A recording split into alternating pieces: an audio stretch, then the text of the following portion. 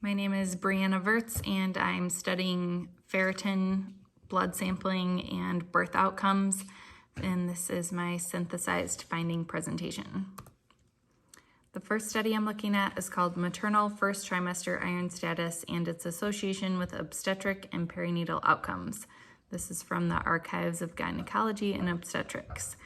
This was a prospective cohort study where they separated groups based on iron status and then compared birth outcomes.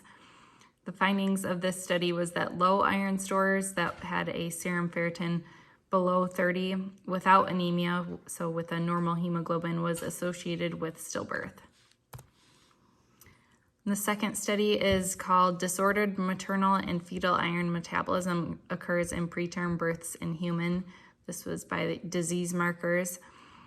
This was a cohort study that took iron samples from births that were preterm before 37 weeks, and then they compared iron samples to those that had full-term pregnancies.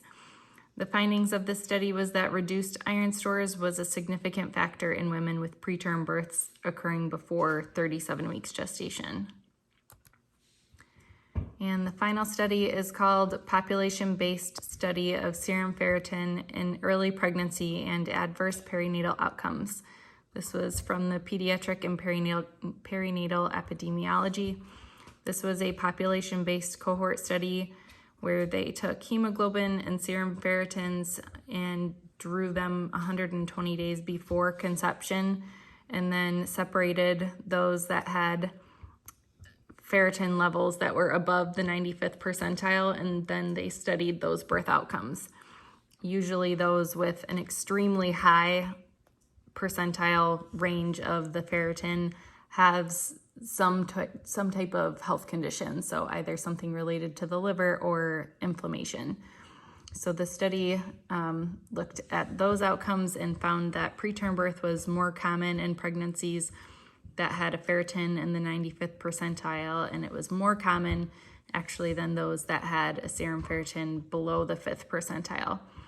Chorioamnionitis was also associated with the group with the high ferritin. My synthesized finding is that abnormal maternal iron stores or serum ferritin have a negative impact on birth outcomes. Whether those are abnormally high or abnormally low, they are directly correlated to a negative birth outcome. And here is my APA format for my sources.